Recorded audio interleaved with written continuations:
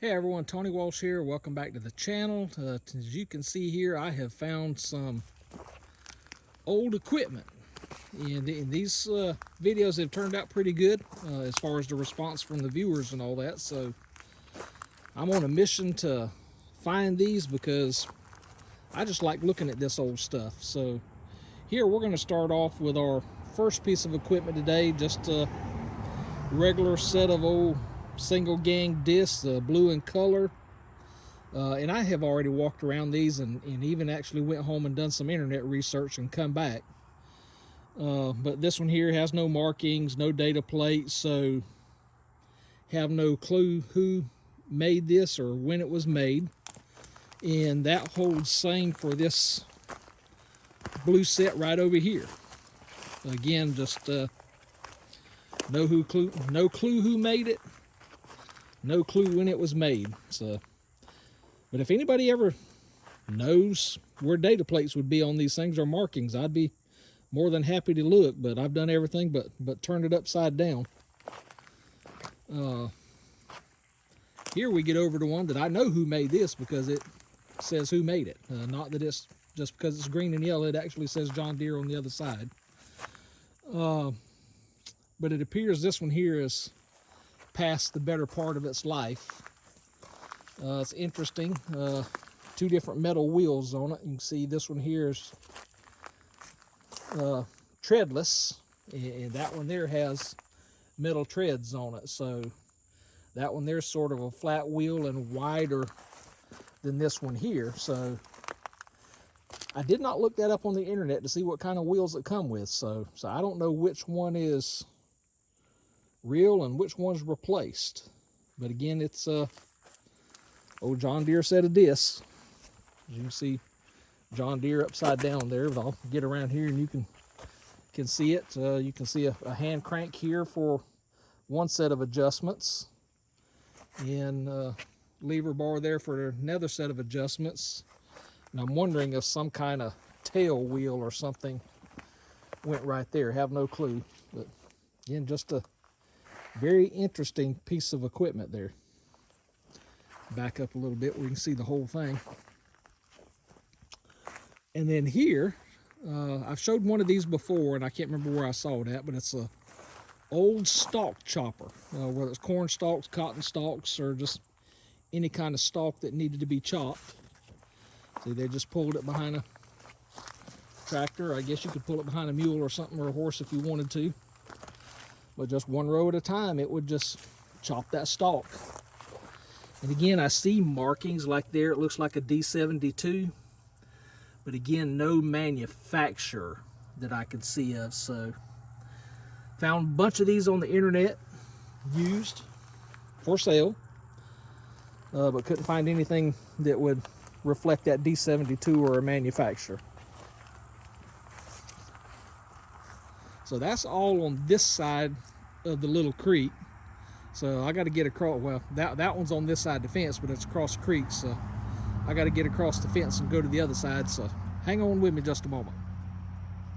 Okay, on the other side of the fence, the first piece of equipment is a old saw of some type.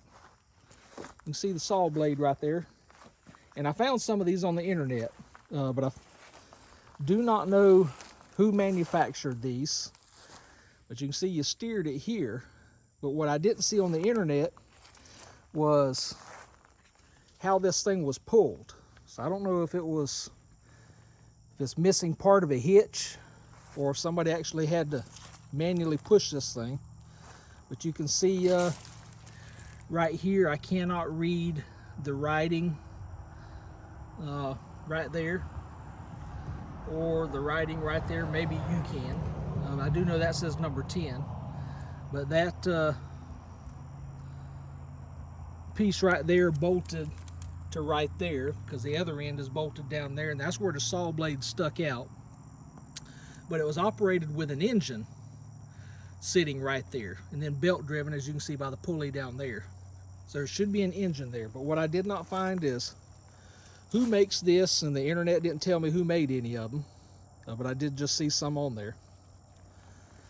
So moving on to the next piece, like we got some kind of little hub of something. And no markings on it. Don't know what that hub come from.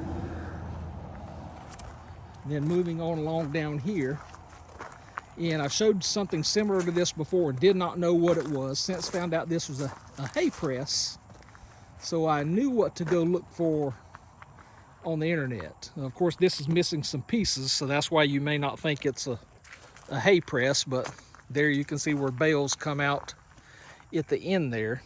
But this one here does have identifying marks. It says, get down here where the sun doesn't bother you too much. It says Turner Manufacturing Company, Statenville, North Carolina, 14 by 18. So I'm guessing the 14 by 18 is the size bale that come out. This thing was operated, that yellow wheel over there, a belt went on it, and a tractor sit behind this. So you can see it was pulled by a tractor to wherever it needed to be. Then they unhooked the tractor, turned it around, and drove the belt. And I think one I saw on the internet last night, it was powered by a hit and miss engine. So that belt would then turn everything else to make the hay bale. What they would do is, so there's part of the plunger, but part of it's missing. They would drop the hay down in that hole right there, and then that plunger would pack the hay bale tight. So there's that interesting piece. Then moving over here, we got an old axle that has two wheels on it. Like I say, I've already walked this yesterday and went home, done some research. Just a axle with two metal wheels there. Old flat cart that's used in warehouses, old train depots, stuff like that. It's just usually had oak flooring and it's gone. Some type of old planter over there. And then here, you think that is a John Deere sickle bar mower. But I'm here to tell you it is not a John Deere. It is a International Harvester. And that is evidenced by this logo right here. IHC. And I've showed that logo a couple times before and wasn't sure. But again, like I said, I've done some homework last night. And that logo was used from 1902. I have my notes right here. 1902 to 1938. Most of us that grew up international just know it as the IH. But that was the 1902 to 1938 logo. So that thing should be red, not green and yellow. Get back over the fence here. Then back over the fence. Oh, there was a couple of planters right there. Just single row planters pulled by horse or a mule. There's a black one there, a blue one there, a green and yellow one there. But again, there's not a lick of identifying information on any of them. So no sense walking up there close to them. But you can see I'm walking towards a set of yellow discs. Now we just saw a sickle bar mower, an International Harvester sickle bar mower, painted John Deere green and yellow. Well, we actually have the same thing here. We have a International Harvester Corporation set of discs painted John Deere yellow. And I was really confused and concerned a little bit because not only does this thing have yellow paint,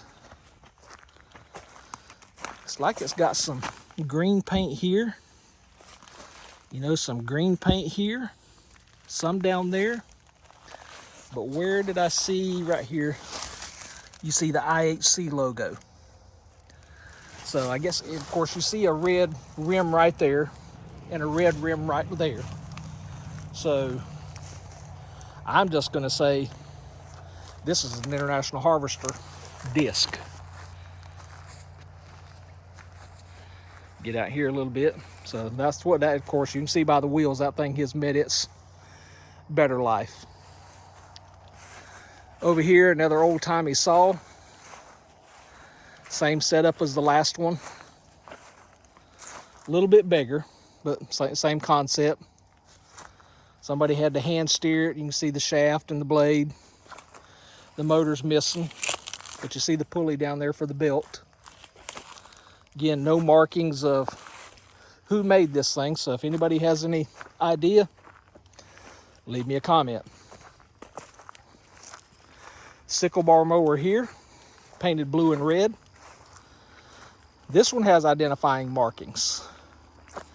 But you can see what's different about this one is that one over there, the toolbox is this way, and what I call the cup holder was right here. Now we know that's not a cup holder, but obviously see this one is oriented different. There is some markings on this. So it says McCormick, Chicago, USA, new, and then the number 4. So this is a McCormick piece of equipment. And, hang on a second. Okay, sorry about that. I'm being eaten up by mosquitoes out here. But during my research, I found a website that said that this piece of equipment was made from 1896 to 1915. Now, don't hold me to that because we know the internet could be wrong, but that's what I found. And that's the McCormick Deering. Now here, again, don't trust the paint job because we have another horse-drawn plow that I've showed some before. But this one here was made by McCormick Deering. And from what I can determine from the internet is that these plows should be red and yellow, not green and yellow. So the yellow would be correct, but where it's green should be red. So I found several on the internet. Most of them were rusty with no paint, but the 2 I found painted were red and yellow, not green and yellow. Could not determine a year of this piece of equipment. So again, is the internet right? Are these things red and yellow, or are they green and yellow? Here, the old standard hay rake, and obviously this one here pulled by a team of mules or a team of horses. But again, no markings at all. And you can see boo-koodles of these on the internet, and none of them that I have been able to find ever had a manufacturer. So again, if anybody has any thoughts, leave me a comment. Well, we opened up with some discs, and we're going to close with some discs. Remember the first 2 sets were red, and this one here is blue. So that is the equipment tour for today.